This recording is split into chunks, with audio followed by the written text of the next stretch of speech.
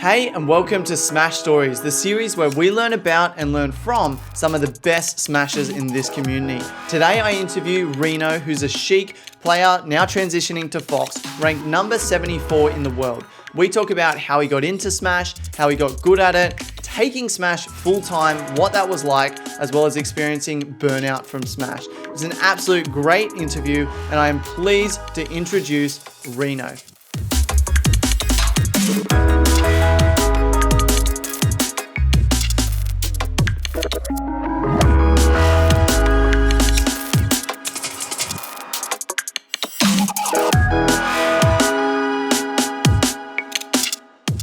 So hey Reno, thanks for coming on today. The first question that I always like to ask people is, how did you decide on your tag, or how did you choose your tag? Well, so I've been gaming for a long time. So my first tag that I chose when I was playing StarCraft was Reno, because this is around when Final Fantasy VII had just come out, and I kind of loved dyeing my hair red. So there's a character in Final Fantasy VII. His name is Reno, and he's kind of like, the comedic relief, funny guy, and he had long red hair, and I was like, oh, that's me, like. So I just adopted the name, and I thought it sounded super cool. So I was like, oh yeah, that's me, and it's just been my tag for probably 15 years now or so. So yeah, well, that's the thing. Once you choose a tag, it kind of sticks with you. Hey, you can't really get rid of it once it's established. Yeah. So, going back to the start, what got you into Melee? You're saying you're a StarCraft player. What got you into Melee and to lead to eventually becoming good at it? So originally, around in high school, me and my friends would go to a LAN center, and at the LAN center we play Warcraft 3 and just mostly PC games, right? And we saw, a posting on it that there's gonna be a Super Smash Brothers tournament. So we were like, oh, we play Smash Brothers sometimes. So, we thought we were really good. So we played with each other, we were really competitive with each other. So we decided to enter, and we got our asses handed to us by the greats of the time, which were DA West. He's a Samus player from way back when, and PC Chris. Those were our first opponents ever playing in teams. So they demolished us, right? And luckily... So when was this? What year was this? This 2006. 2006 was my very first tournament.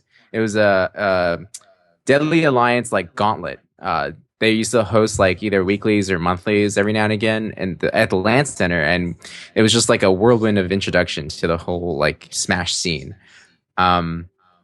Luckily, we met some really cool dudes who kind of guided us to advanced techniques. They were in college, so I was in high school at the time. They were in college. They're like, oh yeah, come out to college sometime. They weren't that far away, an hour away, and they were like, oh yeah, we'll play with you. We'll teach you how to play and use advanced techniques like wave dashing and stuff. That was all new to us. So after getting our asses handed to us, we pretty much got really competitive. Me and my friend Zach from high school. So we went out every weekend, and we played and grinded it out. And did you start as your Shiek main now, right? Yeah. Yeah. Did you start as Shiek? Were you always Shiek, or did you have other mains and eventually progress and change to Shiek?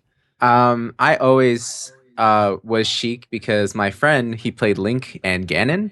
So I was like, oh, I'll play Shiek. She's fast. She's a ninja. I really like the character design because I, just always kind of drawn to these fast mobile characters, and she was really easy to combo with. So I just, she called out to me. I didn't really know who she was. I didn't really play Zelda. So I was like, but the character is right. So I was like, okay, I just stuck with her all throughout. I feel like a lot of players, myself included, it's kind of like that. A character calls out to you. It's almost like you don't actually consciously choose your character, kind of chooses you, and you feel almost like you couldn't change after you decided on your character. That would be betrayal. It just would feel wrong. At the time, absolutely. She was the one who carried me as far as I've ever gotten, and it was only until very recently, 2 years ago, that I was like, man, getting really, really into the competitive scene, it's becoming mandatory that you need maybe a secondary character to kind of round out your whole skill set. So I picked up Fox as well. But Sheik's always Bay, man. Sheik is always going to be like the fallback. So Always be your number one. she'll never let me Your down. first Yeah, love. absolutely. Yeah, absolutely. Okay, so let's kind of so you started playing 10 years ago. So let's kind of take people on a journey as to like how you progressed as a player. So you're saying you went to this tournament, got your ass handed to you, which basically happens to everyone at their first tournament, I think. You then started playing with better players on the weekends and things like that. Did you start getting better straight away in 2006, or was there a journey of years before you decided to become serious about it? Um, I got bit by the bug. As many like smashers who just come into the game like will understand and can relate. Like after you get your ass handed to you a few times, um, and you like or and you're getting closer and closer to being that person who's better than you, you'll just keep grinding out and you won't even know what time it is. You'll be playing for 8 hours, your hands are almost sore, and you're like, what happened to my hands? And you'll still be playing because like once you're hit by the melee bug, or the melee bug rather, it's just like I don't know. It's just it motivates you. So, um, in 2006, when I started training with my good friend Soup out in Long Island in New York, he motivated me. He would just kind of style on me a little, and that just lit a fire that I was like, no, there's no way. I've been competitive in like StarCraft and like Warcraft. I try to be the best I can at whatever game I played. So having someone style on me was like unacceptable. So just coming from being competitive in general. So I played with him for a long time, and I grinded it out and went to like all the weeklies that were available, still run by DA at this old place called Web2 Zone in New York, this LAN center. And I didn't really get good until probably 2007, when we started going to tournaments outside of New York. Then we started to travel like to Connecticut, to the surrounding states, to kind of see the competition out there. So up until then, we like, heard of these greats. We watched these videos online, like Shine Blind, all these West Coast players. And when we started to travel, that's when I started to kind of get more, I guess, my adaptive by seeing all these different play styles. Because if you play one person constantly, you get stagnant, right? So Yeah. if you play other people, you start to incorporate more, just the more ideas that come in, the more you kind of progress. So up until 2007, 2008, up until when Brawl came out, we were super like grinding, going to almost everything that we could, on the East Coast. And when Brawl came out, we thought it was going to be like the next big thing. A lot of Melee players did think that. So Yeah. it was the in between for a while. So we played Brawl. So when Brawl came out, did you drop Melee and pick up Brawl for a period of time, or were you like quite a lot of people who kind of played it for a week or two and were like, this isn't Melee?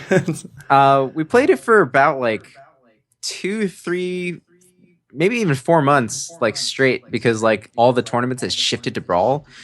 So all our friends who still played, who played Smash Brothers, played Brawl because everyone else played Brawl. Yeah. But after about that 4 month period, I think we realized, oh man, Melee is just so much more fun. So we still want to stay competitive in Brawl because there's tournaments, we want to win money, but we shifted back to Melee about like 5, 6 months into Brawl. We switched back, and it was. When you say we, who do you mean by we? Do you mean like the community as a whole? Do you mean you and your friend? What do you mean? I mean like the new, like I guess. So the people at my college. So I would go out go to. Remember, in high school, I used to go out to the college to go play with them. I ended up going to that college. Kind of, Melee kind of drew me there also because I made such great friends with them. So I was like, oh, I just want to So go when there for your college. parents were saying, what college do you want to choose? Like, why are you choosing this college? Were you honest with them and said, yeah, I'm choosing it for Melee? Not exactly. I had looked up the college, and it wasn't a bad college. It was mostly sport orientated, but like I kind of convinced them because they didn't know any better, and I was like, oh, it's great for uh, Melee. math and accounting and business and stuff. So, and they're like, yeah, all right. And then I was like, oh, great, just kind of like wiggle my way in there. So at the college, there was a pretty decent sized melee community for the time. It was like probably about 5 or 6 people who were like super hardcore melee players. They're old school, like Haz, who went to the school, Soup, who was my primary like training partner, G Money, who still plays now. He didn't go to the school, but he visited. He's in Long Island. Alejandro P, also way throwback Peach Main, and HBK. Uh, Also old school by now because I think he's been retired for a while. But because we always played together for so long, it was just kind of like our like clique. That's our training group. So back then, there's also Yeah. like what are they called? Uh, Not clan. They weren't called clans. Crews. They're called Cruz? crews. Right. Oh my god. So we were called TSA. So this was a branch of the Smash affiliates from that originated in New Jersey, led by Waz, and they had ran a whole bunch of tournaments and became famous that way as a crew. And HBK, who was originally part of TSA New Jersey, kind of started the TSA New York branch. So we were TSA New York. So um, yeah, pretty much that's what's solidified us as like a super awesome crew because we'd always play with each other and we made that bond. Um, Yeah. so we collectively uh, left Brawl together at around that time and just kind of played more melee. And during 2008 when Brawl was kind of peaking, um, melee was like dying, and that was like super tragic for everyone. Um, and there were still some crews left in New York. I can't remember their name, but the crew that Alucard, who ran the ROM series, who thought of and made the ROM series happen, um, his whole crew, started that whole thing in like 2000. I want to say 2009. It's kind of bring back melee, and that's kind of like when like I want to say the resurgence started to happen. They planted a seed, and we got all the pro players from all over the world to come and actually participate. So we had like Canada come, we had West Coast come, which was like huge because it was one of the rare times that West Coast actually traveled to the East Coast. Everywhere like Florida came, Hungrybox at that time, and like MDVA, all the regions came through, and we had a great revival of melee because it's clear that so many people still loved melee. Um, Yeah. So what was it so like when you made that decision with your crew to basically abandon Brawl and pick up Melee? Did you do it knowing that, hey, this game is probably dead in terms of a tournament scene, or were you like holding on to this like hope that it could come back? well, um, our dedicated friends would still hold tournaments every like other week. There were bi-weeklies at this little dinky card shop in New Jersey. That was like an hour and change away. Um, and we would all be dedicated to go because even though is the population was so small, like each tournament a good turnout would be like 20 people. So we were like, oh, we're still super hyper competitive with each other. Yeah. So we always showed up and was just kind of like we still always wanted to beat the person who was better than us. So it was pretty much the love of the game and the love of the competition because we know that like melee was just what suited us. So we kept, supporting it essentially. Yeah. And what did it feel like going to Revival of Melee and thinking, like, seeing everyone turn up there and feeling like, okay, this game that I love so much now has a future again? It felt great. It felt super, super great. My personal highlights there were first time meeting Zoo after seeing his like combo videos, Happy Feet, like, and then beating him in friendlies was like the best feeling ever. And then there was like a New York or East Coast crew battle versus like West Coast crew battle, and I was in it, and um, I was moving really well on Battlefield, and that's where like Reno Field came from. Like someone, I think it was Shiz. Shiz said it, and I was moving like so well on Battlefield, they called it Reno Field, and I was like, oh man, this is awesome. What's Reno Field? I've never heard of this. What do you Reno mean? Field is Battlefield that I particularly excel at because of my platform game. So I move really fast on the platforms there, and I just was always kind of like a platform camper. But on all the other stages, like Battlefield was my most like I don't know. I moved completely different from other Sheiks at the time because other Sheiks would be more grounded, more like more defensive, and I was actually hyper aggressive with the use of platforms. So it was during a crew battle, and there was a lot of shit talk, and Shiz was like, "Oh, he's moving so fast. This is Reno Field," like. And I was like, and then it kind of stuck because every time I would have to counterpick someone, I would go there because I was confident about it because it got named after me, and I was like, oh, okay. And then kind of like instilled fear if I play that like stage against someone. So.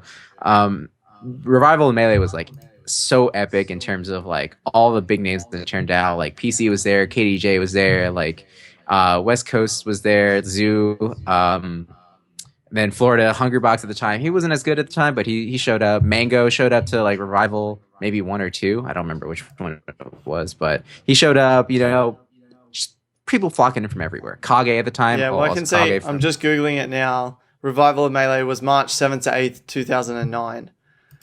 Yeah. And so, how did you place in that? Did you place very well?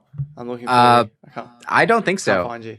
I think I placed pretty poorly. I don't remember who I vaguely remember losing to like East Coast players, and I don't remember exactly who, but I know I was salty about it because I've been practicing so hard for a year. But all these other players have been playing for like since 2001, since 2003. There's so much history at that time before me that I was like, oh, I've only been playing for this long, but I've always I always get salty when I lose. So it's so funny looking at it now. Like I'm on SSB wiki, and it's like Mango won Revival of Melee and he got $675, and then like Chew that came fifth and he got $33.75. Like it's so funny to like see that now, fast forward 7 years, and to see the prize pools that we have now, even though they're not big compared to other games, it's big compared to $33 for fifth place. At the time, ROM was like one of the biggest tournaments. Like it was such a success, like that we drew those huge numbers for like a first time event, on the East Coast. So it was saying awesome. It had 136 entrants, and I was talking to Wife the other day, and he was saying that before like the dark days of Melee, a good tournament was like, I think he held one that was like 112 people or something, and there was one that was 120. So yeah, those are record shattering tournaments. Like, and now like Mayhem and SoCal local gets like 200 people. It's like, oh, it's a local, whatever. It's just like, yeah. So how the times have turned. Like how the times have changed, I mean. Yeah. So 2009, you go to Revival of Melee. The Melee scene starts picking up again. What was your place in it? Were you continuing to grind at this point? A lot of like the players I've spoken to who played for a long period of time seem to have taken like hiatuses for a couple of years during their like career. Did you ever take a break from the game and come back to it? I never ever left Melee, I guess. I've always kind of like, whenever like anyone wanted to play, we would play. But during that time, I think like I want to say Marvel came out or some other game came out, and I didn't take a break from Melee. I still went to tournaments, but I didn't practice nearly as hard because there'd be dead times between like the major tournaments. So if there was a long break, because it used to be like once every like 2 or 3 months there was a major tournament that we'd have to travel like 6+ hours to. I would put the game down and play something else that was like popular at the time. Not like I wouldn't just quit it. I'd still play every now and again, every other week or something, but it definitely didn't take it as seriously because Yeah. for I was still in college at the time, so I was like, oh, maybe I'll take college more seriously. Maybe I'll do something because there wasn't a huge scene for Melee, right? So not that I took a step completely away, but there was like definitely like a downtime before like it picked up again. Like up until when Melee first made it into Evo, I was like, oh, Evo is gonna be my last tournament because Melee's dying.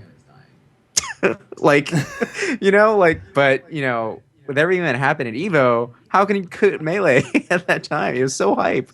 Are you Um, talking about Evo 2013 when we got back into Evo? yeah, Oh, so you were saying, so are you saying like between like 2009 and like when Evo came out 2013, you were like still playing but not super serious about it? Like you're not grinding tech skill every day. You're not, yeah, trying to improve and become the best in the world or anything like that. yeah. Because it was. I mean, it was still fun. We went to majors, majors back then. But it was kind of like it was always like, all right, maybe I'll just quit after this next major. Maybe I'll just quit after this next major. But there's always something that like, you know what? There wasn't always. It was just one person. It was G Money who would always be like, "I'm driving to this tournament. Who's in the whip? Let's go, let's go." And I was like, "I'm not doing anything better this weekend. I guess I'll go to this tournament, whatever." And then my slower placings have never been like great. It's always been like very middle of the range, like because at that time I think like during that kind of downtime up until 2012 even it was just J-Man, Mewtwo King. Those were the like best two players on the East Coast, and Cactuar, Yeah. right? So it was like nearly impossible to beat those guys because they had developed the Fox meta a little bit further than everyone else had developed every other character's meta. So they would just be dominating everything. So it was just, oh, I made it to fourth place and I lost to J-Man. I lost to Mewtwo King. Yeah, Whatever. so it's kind of like unreachable to actually win a tournament for you. Like you could make Yeah. it to fourth place or something like that, but then you'd have to play these players who are just leagues above you. Yeah. And that's exactly what it felt like for that amount of time. Like Eggum, also old school. Just there's the space animals were just like crazy, like insane at that time. And so was it like Evo 2013 where you said, okay, I'm going to, or Evo 2013, you said I'm going to retire Yeah. after this. When did you decide, what was the journey from 2013 to being a top ranked 100 player from like almost retiring to now being, what are you ranked number 74, I think, Yeah. in the world? So at Evo, I did surprisingly well for me, considering like the amount of time I put into the game versus like how I did. I got like 25th at Evo 2013, I think, and I was like, oh man, this is like the largest Melee tournament ever. It was like 900 people or 800 plus people at the time, right? So I was like, oh, to get 25th, really? Like that's really good. So maybe I'll play some more, right? Yeah. And there was that feeling, and then the Smash doc came out, and I was like, man, I kind of like lived through this time. It's kind of like, even though I wasn't like particularly like involved in terms of like the doc itself, but watching it and seeing all these people that I interacted with, and I was just like, man, this is so nostalgic. It just gets me more pumped to play Melee. So when did the documentary actually come out? I think it was late 2013, is after Evo.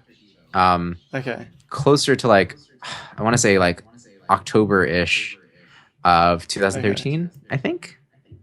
Yeah, so Evo was in July 12th and to 14th of 2013. And so then the doco came out like 3 months after that. Just seems like such a perfect setup for Melee to have those two big things happen back to back. Like I wonder if you would take one of those away, if we wouldn't be where we are today. I wouldn't doubt that it just would not be the same, because the doc highlighted all of this drama, all of this like effort, community effort that kind of allowed us to stay where we are, or get a rise above where we were. So the doc, like, besides having raised like that insane amount of money for breast cancer research to get into Evo, which was great, like PR for us. The doc just pushed it to another level. The doc made it digestible for non-smashers to kind of like understand and get a gauge of what Melee was about. So that coupled with, respect from the fighting game community at the time, it was just like all together, it was such a huge push. Yeah. So you came to Evo. Who else came 25th? I can see like Eddie Mexico. Armster, the Yoshi player. Bladewise's he came 33rd, but all of these top players that people know about today, also placed like around you. So you got excited by Evo, excited by the documentary. Was there a point in time where you're like, okay, I'm going to take this seriously, and like you got the like CRT back out, the GameCube back out, and started playing every day? Um, I want to say closer to maybe like 2014. It started being more and more serious because you saw more and more tournaments popping up, local tournaments popping up, and the turnouts for these locals were like, jumping in number, going to like 30, 40, 50, 50, 60, like it kept going up. And as the prize pots got better, I got obviously more motivated to play, and other people got more motivated to play. And there were all these new players coming to town, like the Moon, for instance. I'm pretty sure he started playing like 2013 ish. I think. So all these new players are coming in and they're really good. They're getting good really, really fast because they've done the research. They've been grinding it out, and that kind of lit a fire into my ass because I was like, no way, I'm not gonna let this new guy. This guy's only playing for a year beat me. Like I've been playing for so long. You know who I am. Like you know what I mean. I'm Reno, man. Come on. Yeah. So I was like, everyone who's started putting in a lot of time, put a fire into my, to play even more. So when I moved out here to SoCal in 2000, end of 2014, so the end of like September-ish 2014, I played so much Melee because everyone here in SoCal, insane. So like the top 20 or the top at least 10 of the SoCal PR ranking could be top 10 in the world. So it's just like, you have to grind or else you will lose to a random no name on any given Sunday. So so it's just like you have to play, and I played so hard. So in 2015, April 2015, just last year, I quit my job in April to play Smash full time. So I played full time for 7-8 months or something like that. Only got a job recently in February, so I've been playing full time for that long, just on savings because and unemployment. So I was like, you know what, this is my passion. I love Melee so much, so I just played, and it was it's quite a journey in 2015 to just kind of like live and die by pots, that you either win or don't. So it was super intense. So what was that like? Like, did you get by in 2015, and what was it like to play Melee full time and to be like, okay, this is seriously what I'm going after? Did you take it super seriously and like grind every day? Was it kind of like, I want to do this full time, but you struggled to have the motivation to practice every day? No, I practiced every day for about like half an hour every day at least, and then there's certain days I would stream for about like 2-3 hours. I wouldn't practice for the entirety of the 3 hours, but I would practice for at least an hour on stream, and then chat with the stream. And I wanted to stream full time while playing Melee, so I'd practiced a lot, and I think I got burnt out from it because towards like the end of last year, I started to like, I can see my play like degrading, because I've been traveling. It was every 2 weeks. I'd be somewhere else. I'd be flying somewhere else. I'd be going to like Maryland for Super Smash Con, and then it's New York, and then it's Florida, and then it's it's Evo, and then it's like Seattle, PAX. It just kept going. So it was just like, it's too many tournaments that I was just kind of committing myself to. So I got a little bit burnt out towards the end of last year. Like I think after Sweden, after going to DreamHack Winter, that was when like I really felt super burnt out. Like international travel, play Smash, and did not so great. I think I got like 33rd or something, and I was like, all right, I need to take a quick break, and readjust, and just kind of take time. from then. Yeah, so I think like it's good for people to see because I think a lot of people would be like, I would love to do that. I would love to make Melee my full-time thing, but it's not necessarily as easy as or as exciting as you might think. Like, yes, this is a game we love. It's a game that's great, but like there's a lot of like travel, being away from home, a lot of like long nights or long days, like playing or being in, tournament venues and stuff like that. Yeah. So yeah, I can definitely see how you would get burnt out because this game does take so much concentration, so much dedication to get good at it. So did Yeah. you went to DreamHack and then did you kind of feel after that like, okay, did you decide I don't want to do this full time anymore or I don't want to be the best in the world, or do you still want to work towards that, but you just kind of, okay, I need to have a break, need to go and get a job, like Yeah. not make this my life. That kind of was the feel after coming back from Sweden. It was like, the bank account's not looking too pretty. I haven't met my goals, so I should start looking for a job, right?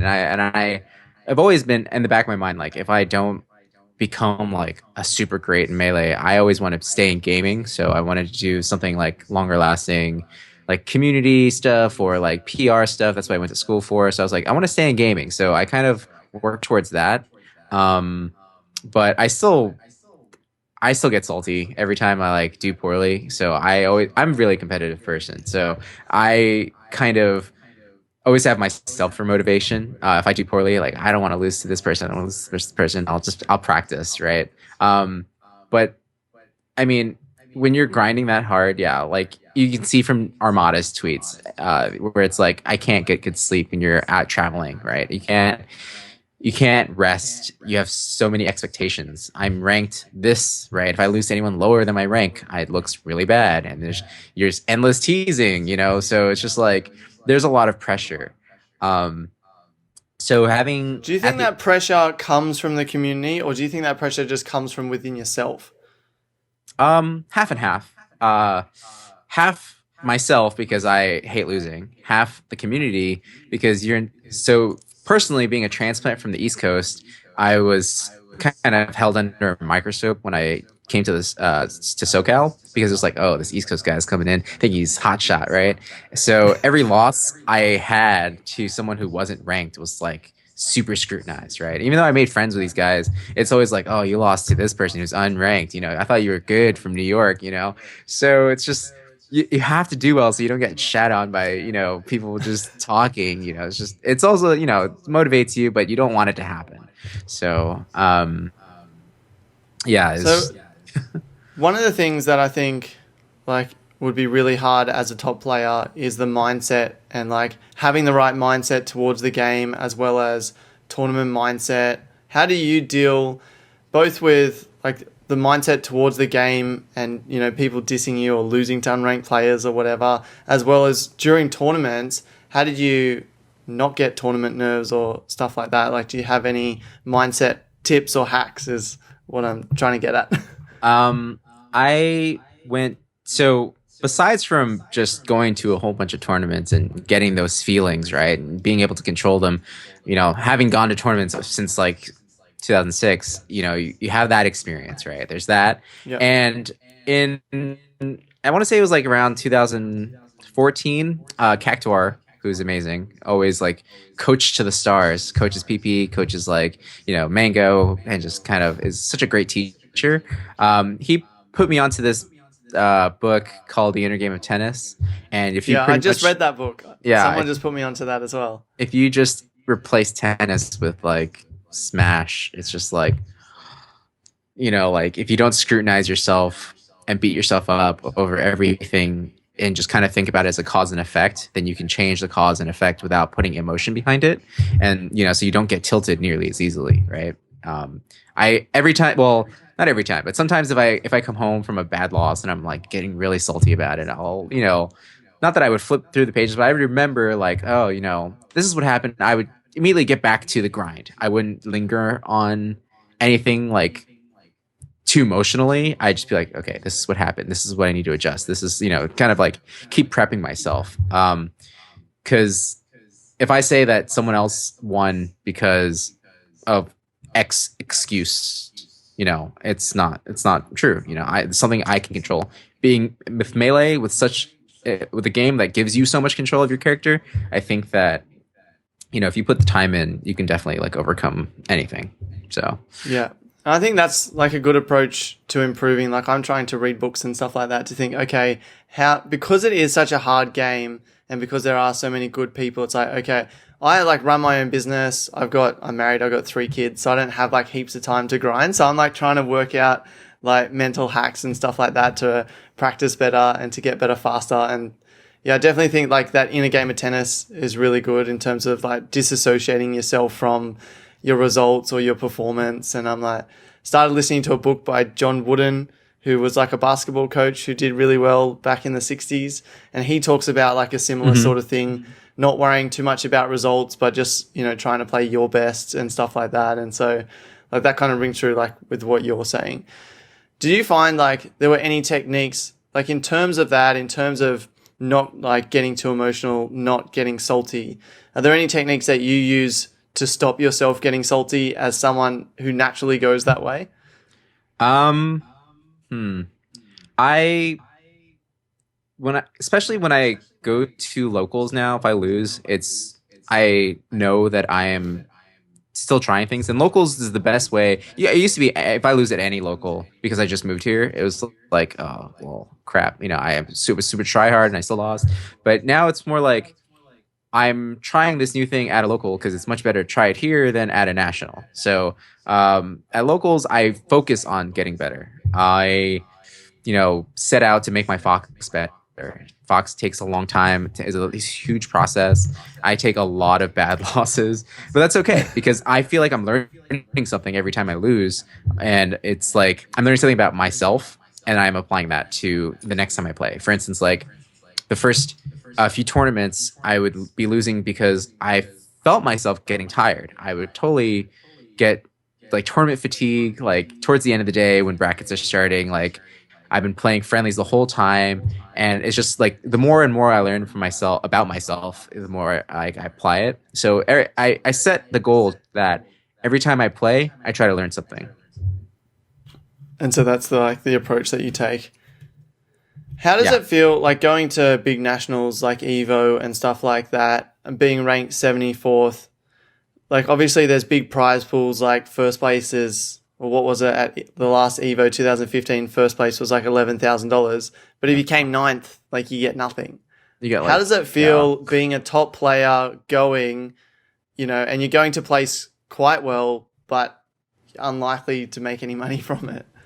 It's but that's the best part about Smash Brothers because even if you don't do well in the tournament, you've made these lifelong friends with like all the people you see for the past like 6 years. Those are your friends. You get to see them like, you know, at Evo, at CEO, at these larger tournaments. You see them like maybe 3, 4 times a year. Well, me, I was traveling a lot, so I saw them often. But in the rare occasions, you see all these people you're friends with come from everywhere, like Canada, from New York, from Florida, from NorCal. They all meet in one place. Even if you lose, you get to win by hanging out with your friends for a weekend. And especially at Evo, you're in Vegas. Like, oh no, I lost. But now we get to drink and have fun. It's like it's a win-win situation. You don't do well in the tournament, you're salty about it. You throw some back, you start hanging out with your friends, you party, and it's like it's all worth it at the end. It's like just because you're with your people, it's totally worth it. No matter how you place. Yeah. And I think having like, well, now that you've got a job, I think having a side income where you don't need the winnings in order to compete and stuff like that. Have you found that that's taken the pressure off you since you got the job back in February? Yeah, I'm guessing you're still going to a lot of tournaments, maybe not Yeah. traveling as much, but still going to a lot. Have you found that it's taken the edge off competing because you're not relying on the income? Like, I can imagine previously you'd be like, I need to win because I need that couple of $100 or whatever to pay for food this week. Whereas now, um, if you've, yeah, there's definitely a load of pressure off. Like having a steady income is such a great thing. I but it didn't cut my I guess my fire to play in place because I'm naturally competitive person. So most recently, for instance, I got ranked 19th in the SoCal like PR, and I was like, ah, but I deserve it because I've been, haven't been playing because like of the job time, right? But I now What were you find previously before you were 19th? I think I was like 14th, 15th or something. I dropped like 5 ranks, and I was like, Yeah. 5 ranks is huge in SoCal, man.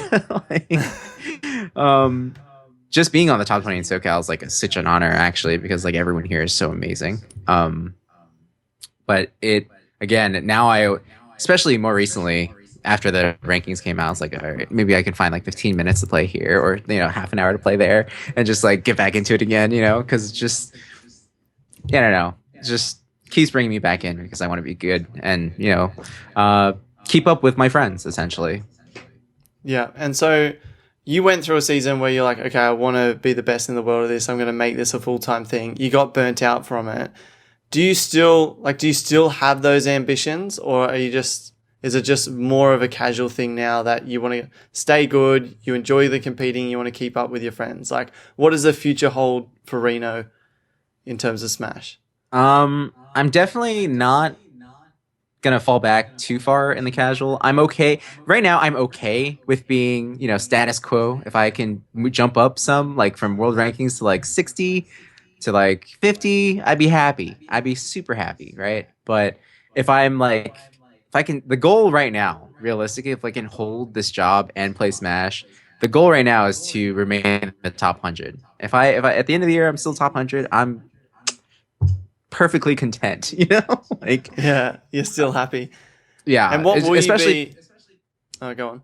I was like, especially because of this new talent coming into town, just like everyone's getting so crazy good. So the the amount of time and effort I put in, I know it's going to be less than some of these up and comers. So being being kind of where I am and still kind of, keeping up, I think that's fine for me, to be honest. And and will you still be traveling to many tournaments, or will you be going to a lot less this year?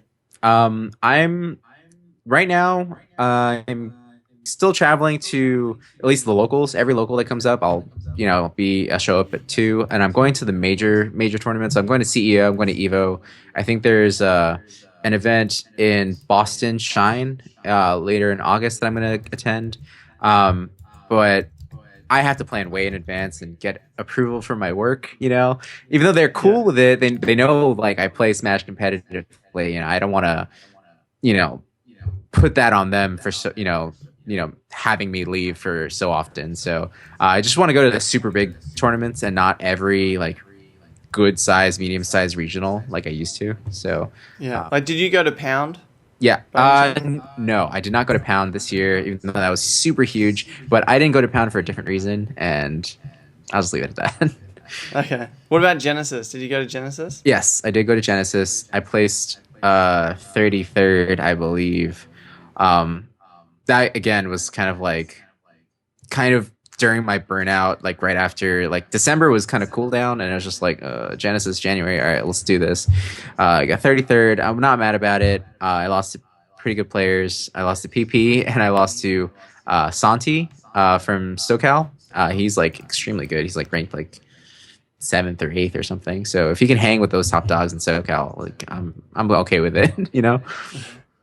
Yeah. And so we'll close it off soon, but I did want to talk about advice that you have for new players being in the game for 10 years, going through like so many different experiences in terms of the game.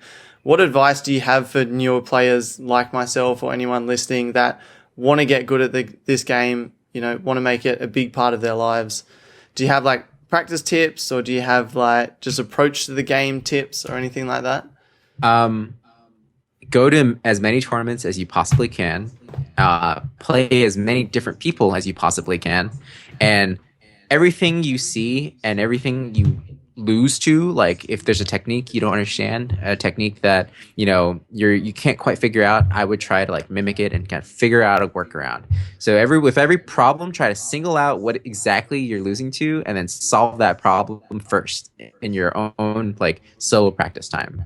I would also Can you say use like a specific example Do you mean like with your own player? Like if you see someone else who plays as your player do some sort of tech maneuver and you don't know how that works to then work it out? Or do Or you mean, let's say a fox ledge dashes invincibly, like an invincible ledge dashes, and always catches you with an up smash. And you're like, oh, I keep trying to challenge it. I can't beat it.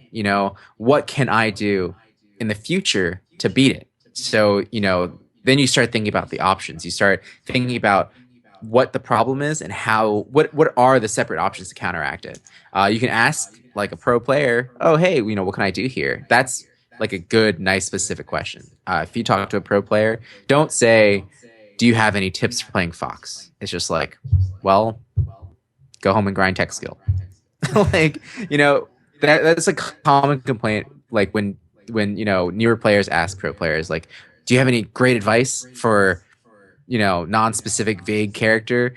And it's just like, we can sit here and talk about this for like hours if you want. I can digest this character for you, but after a match, we're gonna, we have to play another match, at a tournament. You're like, so what you want to take away is while you're playing anyone who's better than you, prepare one or two things while you're thinking about it during the game that you feel like you don't have the immediate answer for.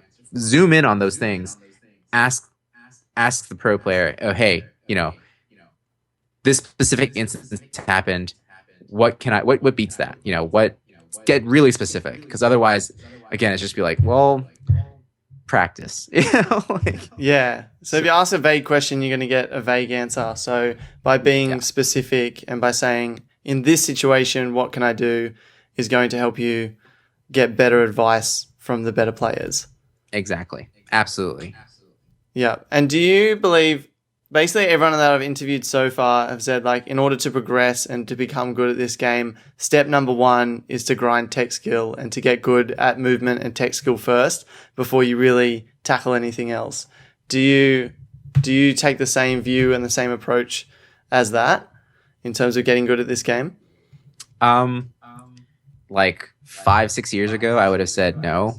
It was all about mind games. It was all about, but that was when tech skill was kind of still lacking. Now you need tech skill. You will lose to someone with better tech skill just because they have tech skill. Like they don't nowadays. You don't like the median has been raised so far, where as compared to like it was before. Like if you have tech skill, like in League of Legends, if you have mechanics, you can carry yourself pretty far. But you get to a cap until you develop more strategy, right? But tech skill is definitely something you need to utilize, because once you have all these tools and are able to execute all these tools, you can then formulate these are the strategies I'm capable of using these tools. So tech skills is definitely super duper important. Because the more tech skill you have, the more strategies you have as a potential to approach. The more options you have. Yeah, and so you were saying that, given the current state of the meta and being a competitive player now, that you kind of need like a pocket secondary, and you've chosen Fox. Are you like starting a transition away from Shiek towards Fox? Do you think there's problems with Shiek that just make her an unviable character for you or for other players? Not necessarily. I mean, you have players like Plup who can play Shiek in like pretty much every matchup, right? But it comes down to personal preference, honestly. For instance, I hate playing Shiek Dittos. I think the way things are now, Shiek Dittos are always going to end up at chain grabs, and I hate chain grabs. I think they're anti-fun of the game. So that's why I like to play Fox versus Shiek. Is this because you get salty? Do you get salty if you get chain grabbed? Not necessarily. You get tilted? There's like, not that I get tilted. It's just, I also love flashy combos. I love Falcon. I love technical foxes. I love, like, that's kind of like the weird like beauty of Melee, where you see all these innovative, great things, and then you have like, your chain grabs or Jigglypuffs kind of like planking. It's not entertaining to watch. So I like fast-paced stuff in general. So that's why even if I get like down throw tech chased as Fox versus Shiek, I'm okay with it, because I know I can be like explosive and do fun stuff. I know that sounds like comes off like an excuse, but it's just how I feel about it.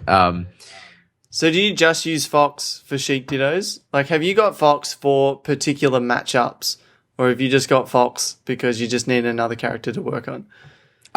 Initially, particular matchups, but I'm starting to expand my Fox to more than just particular matchups because um, a lot of people who play me would feel like, oh, he's playing his secondary. It's going to be easier than my primary character. And I, hope they underestimate me. So having a good, solid all around character is super important. So, and Fox has so many options available to him. So it's just like, of course, I'm gonna play him against everyone if I can. If I could consistently do well with him. But if I can't for any particular reason, I have Sheik, who I can always rely on because I've So just played Sheik it for like in your so long. back, Sheik's like in your back pocket now, is it? So you're like developing this Fox as your main character, but it's kind of, I guess, that dilemma probably anyone would have with changing primaries is that your Sheik is always going to be better until it's not, basically. But because you've much. worked on Sheik for so many years,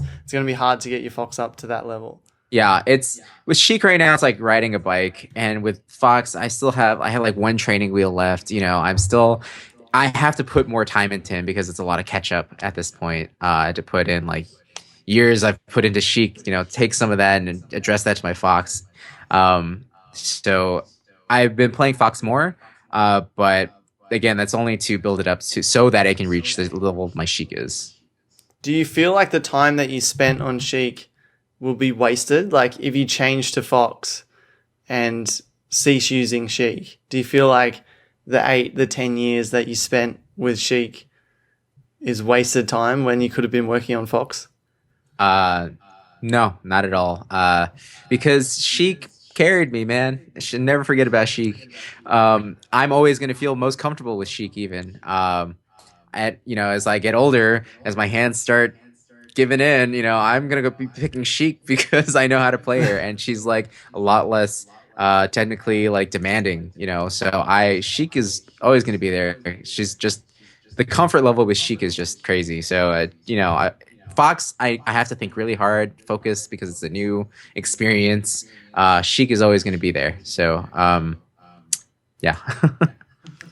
Okay, cool. Well, I'm gonna close it up there. I really appreciate your time. It was great to hear, your story about how you got into Melee and how you progressed through it, and to hear all that sort of stuff. And I'm sure that everyone who's watching has enjoyed it. Do you have any shout outs that you want to give? Where can people find you, or is there anyone that you want to give shout outs to before we close off?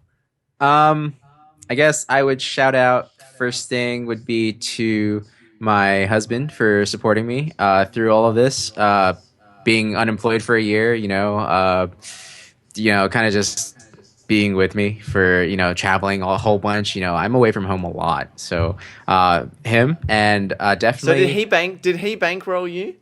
No. It was all me. We have separate stuff like that. So it's just like, Okay. it's all me. Although I love to tell that story because he is a lawyer, so I was just like, yeah, whatever. You can find me on Twitter, Reno NY. You can find me on Facebook at Reno NY and Instagram Reno NY. Everything's at Reno NY. And I guess lastly, shout out to Cactuar and Soup for kind of like being my mentors for all this time. My best friends in the community by far. Some of the best people I've ever met. Just lifelong friendships essentially through Smash. And my current teammate Lucky for kind of grinding with me and being super nice and awesome when I moved here to SoCal. So yeah. Sweet. Awesome. Well, we'll leave it at that. Thank you so much for your time. And look, I wish you the best as you continue to compete. And yeah, I wish you the best in like CEO, in Evo, in all the big tournaments that you attend. And hopefully, with the decreased pressure of not needing the tournament winnings, you can take the inner game of tennis and we can see you move even further than you have. Yeah, that's the hope. Thank you so much. Well, I hope you enjoyed that interview with Reno. It was great to hear his story and really interesting to see that taking Smash full-time, which for a lot of us would be a dream job, isn't actually as easy as what we may have thought. So I wish Reno the absolute best as he continues to compete. If you want to see this Smash story and all the other ones that I've done, you can check them out. Just go to Melee.co, which is my website, or you can find us on YouTube by searching for Melee.co, and we should come up as well. So we've got other great interviews over there, interviews with Wife, CDK, Zoso, whole bunch of other people, and there's new interviews coming out all the time. So I hope that you enjoyed this interview. That's it from me today. Until next time, keep calm and play Melee.